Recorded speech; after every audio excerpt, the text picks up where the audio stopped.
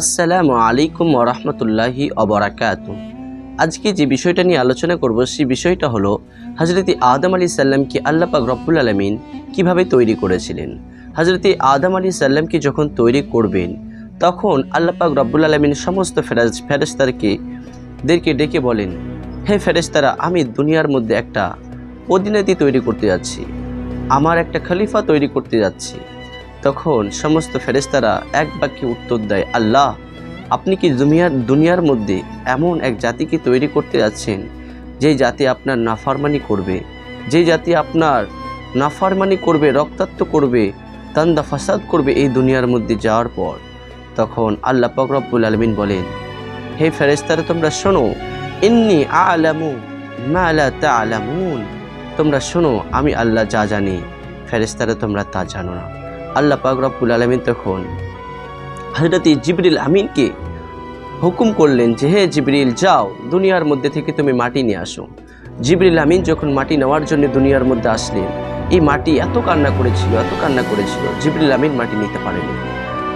তারপর আল্লাহ পাক রব্বুল আলামিনের দরবারের মধ্যে ফিরে গেলেন, আল্লাহ, আমি মাটি নিয়ে আসতে পারলাম না, এই জমিন অনেক কান্না করছে, মাটি অনেক কান্না করছে। তারপর হযরত মিকাইল আলাইহিস সালামকে পাঠালেন, মিকাইল আলাইহিস সালামও নিতে পারলেন না। হযরত ইসরাফিল আলাইহিস সালামকে পাঠালেন, হযরত ইসরাফিল আলাইহিস সালামও নিতে পারলেন না। লাস্টের দিকে মালাকুল মউত হযরত ইসরাইল আলাইহিস সালামকে যখন পাঠালেন, ইসরাইল আলাইহিস সালাম যেন মাটি যখন নিবে এত কান্না করলেন মাটি, তারপরেও মাটির কোনো পারোয়া করলেন না। যেহেতু আল্লাহ পাক রব্বুল আলামিন আমাকে অর্ডার করেছেন, আমাকে হুকুম দিয়েছেন, আমাকে মাটি নিয়ে যেতেই হবে। তখন মালাকুল মউত যেন দুনিয়ার সমস্ত প্রান্ত থেকে একটু একটু করে মাটি নিয়েছিলেন। যেমন তার মাটির মধ্যে ছিল কালো মাটি, সাদা মাটি, নরম মাটি, শক্ত মাটি, কাদা মাটি, পাহাড়ে মাটি এবং কি বালু মাটি ছিল।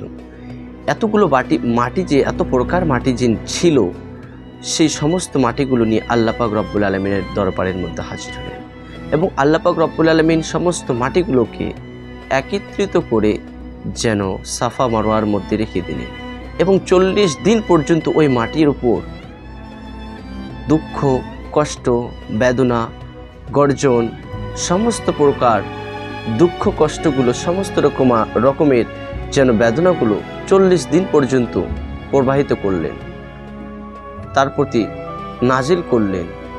তারপর যেন আল্লাহ পাক রব্বুল আলামিন 40 দিন পর একদিন যেন রহমত নাজিল করলেন এই জায়গা থেকে। তারপর আল্লাহ পাক রব্বুল আলামিন হযরত আদম আলাইহিস সালামকে তৈরি করলেন।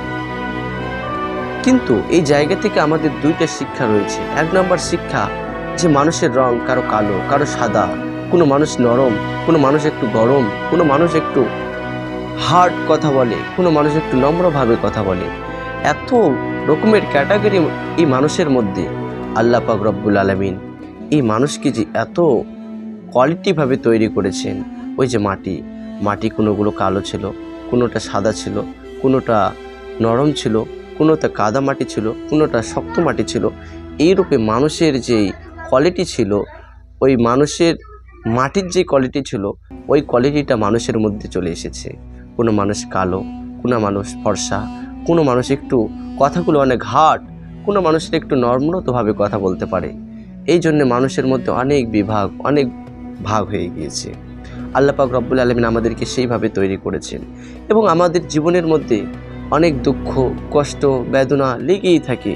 আমরা যেন হতাশা হয়ে যাই। কিন্তু আল্লাহ পাক রব্বুল আলামিন এই জীবনটাকে আমাদের প্রথমেই এই রূপে তৈরি করেছেন যে 40 দিন আমাদের কষ্ট দিয়েছেন, দুঃখ দিয়েছেন, বেদনা দিয়েছেন।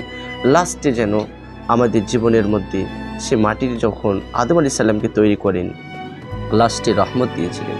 রহমত দিয়ে জীবনটাকে সুন্দর থেকে সুন্দরময় বানিয়ে দিয়েছিলেন। তার জন্য আমাদের জীবনেও কষ্ট আসবে, দুঃখ আসবে, সমস্ত কিছুর পর আল্লাহ পাক রব্বুল আলামিন আমাদের জীবনের মধ্যেও আমাদের লাস্টে অবশ্যই রহমত দিয়ে সুখ থেকে সুখময় করে দিবেন, আমাদের জীবনটাকে উজ্জ্বল করে দিবেন।